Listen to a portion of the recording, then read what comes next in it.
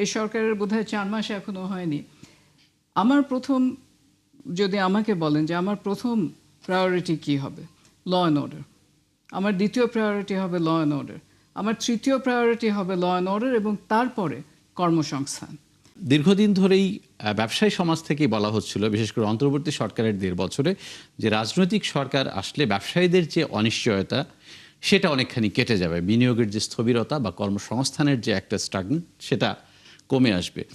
আপনারা যেহেতু রাজনৈতিক সরকার তার প্রথম বাজেট দিচ্ছে, কি আশা করেন যে কোন ধরনের রূপরেখা এই সরকার দিবে এবং যার মাধ্যমে এই সংকটগুলো কেটে যাওয়া সম্ভব হবে?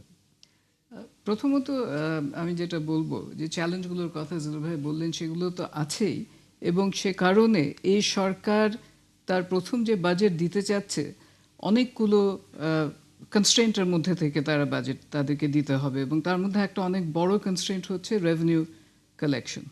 এটাকে মাথায় রেখে এই সরকারকে আমরা ব্যবসায়ী সমাজ থেকে নিশ্চয়ই সময় দেব, অনেকটা সহানুভূতির সঙ্গে দেখব, যেটা আমরা সাধারণত সরকারকে বাজেটের সময় আমরা দিতে চাই না। কিন্তু এখানে শুধু অর্থনৈতিক দিকটা দেখতে আমরা চাচ্ছি না। আমরা যেটা চাচ্ছি যে আমাদের এই বিভিন্ন পট পরিবর্তনের মাঝে, যেটা বললেন দীর্ঘকালীন একটা সময়, সেটা যেরকমই হোক একটা সিস্টেম ছিল, এখন একেবারে একটা সিস্টেমের বাইরে চলে গিয়েছি। কারণ আমাদের এখানে একটা সমাজে একটা যে টানাপোড়েন এসে গেছে, সেখানে আমরা দেখতে পাচ্ছি যে গত পরশু একটা বড় গার্মেন্টস ফ্যাক্টরি বন্ধ হয়ে গেছে। গতকাল একজন অত্যন্ত বড় উদ্যোক্তা বলেছেন তিনি ৭৫,০০০-এর মধ্যে ১০,০০০ লোক ছাঁটাই করে দেবেন। এই যে একটা আমাদের মধ্যে, যেটা আমি যদি বলি এভাবে, মানে আমি ঠিক বাজেট অর্থনীতি এভাবে বলছি না, আমি বলছি যে একটা ফিল গুড ফ্যাক্টর যদি দেশে না আসে, যদি না থাকে, বাজেটে যতই আমরা যাই লিখি না কেন সেটা খুব একটা কাজে আসবে না। এই ফিল গুড ফ্যাক্টরটা আনার জন্য আমাদের যারা এখন রাজনৈতিক নেতৃত্বে আছেন তাদের দায়িত্ব আমাদের মধ্যে কনফিডেন্সটা নিয়ে আসা, যে তারা জানেন তারা কি করছেন, তারা আমাদেরকে কোথায় নিয়ে যেতে চান, এবং সেই জায়গাটা এমন একটা জায়গা হবে যেখানে আমরা যেতে চাই। ল অ্যান্ড অর্ডারটা বাজেট দিয়ে কতটুকু অ্যাড্রেস করা সম্ভব? ল অ্যান্ড অর্ডারের ব্যাপারে রিসোর্সেস তো নিশ্চয়ই অ্যাডিকুয়েটলি দিতে হবে, এবং সেটা মানে খুব পরিষ্কারভাবে বলে দিতে হবে যে সেটা শুধু আইন শৃঙ্খলা রক্ষাকারী বাহিনী বা তাদের মোরাল ফিরিয়ে আনার জন্য না, সেখানে আইন আদালত রয়েছে।